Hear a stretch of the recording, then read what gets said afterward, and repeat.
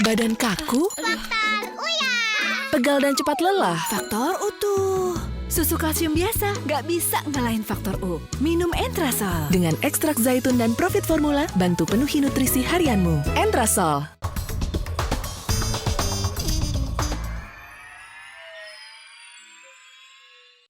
Dipersembahkan oleh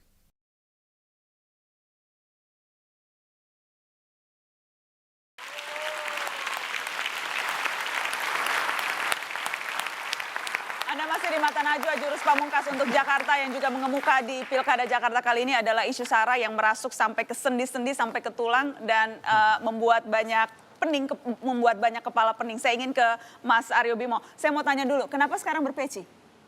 Ya pengen bahwa saya lebih ganteng daripada pasangan di belakang tuh.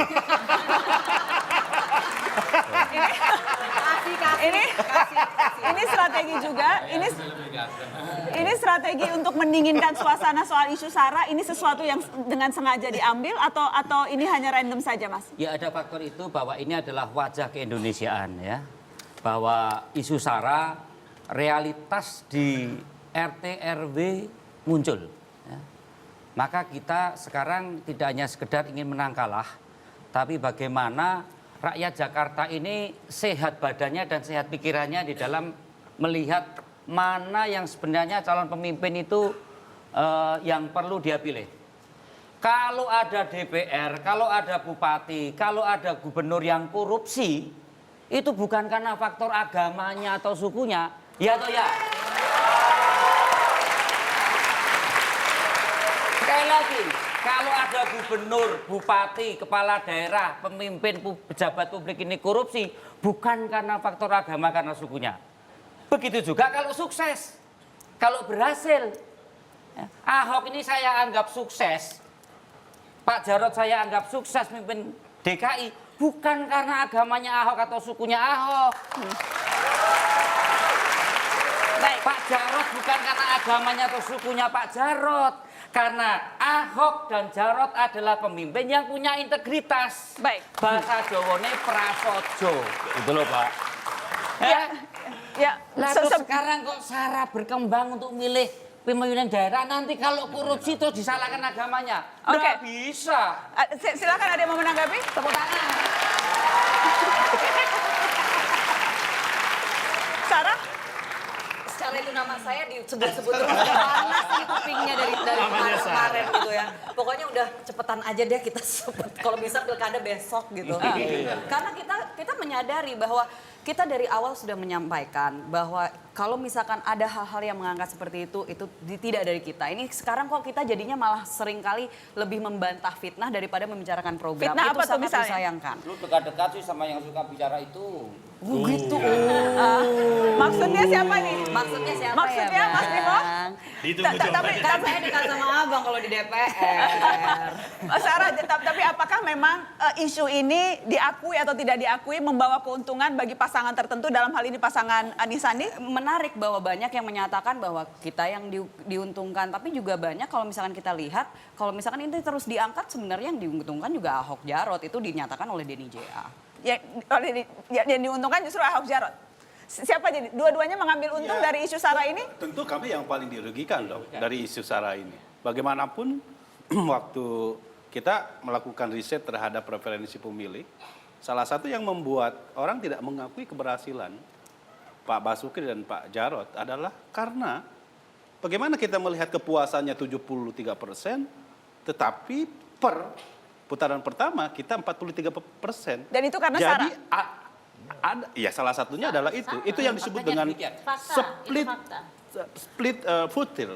Tapi tidak secara data yang kita terima, kalau misalkan secara data dari Loh, polling, itu- maaf sebentar, dari data dari polling maupun juga yang lainnya itu menyatakan bahwa sebenarnya yang voting berdasarkan agama itu hanya 7% dari voters di putaran pertama. Jadi ini berdasarkan data yang mana dulu yang kita juga pertanyakan kan gitu. Kalau kemudian tadi, silakan Mbak Emi. Tergantung dari surveyornya juga. Karena kalau surveyor yang netral itu cukup besar.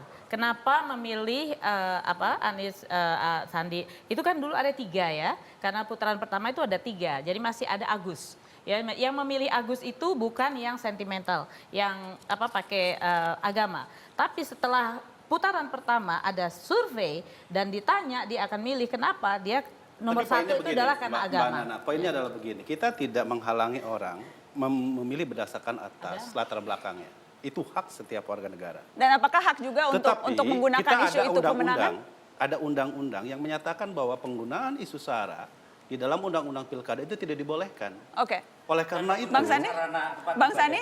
termasuk menggunakan sarana tempat ibadah. Bang Sani?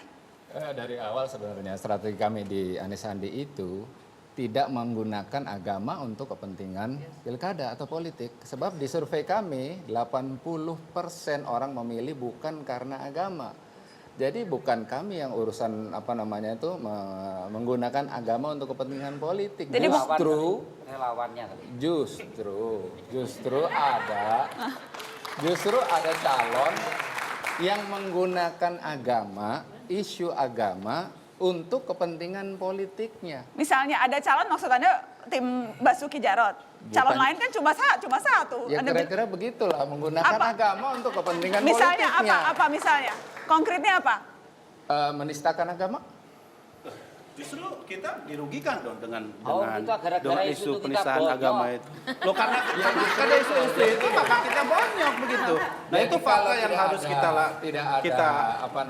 menistakan Yang- agama untuk kepentingan Loh, politiknya. sekarang gini, kita makanya itu yang saya bilang, kita harus jujur saja. Kita sangat dirugikan sekali dengan proses hukum yang terjadi saat ini. Kita tidak bisa kampanye.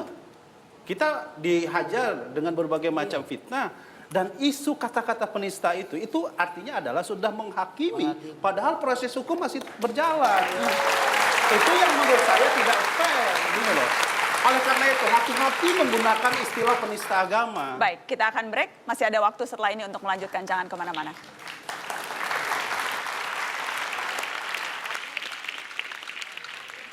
Dipersembahkan oleh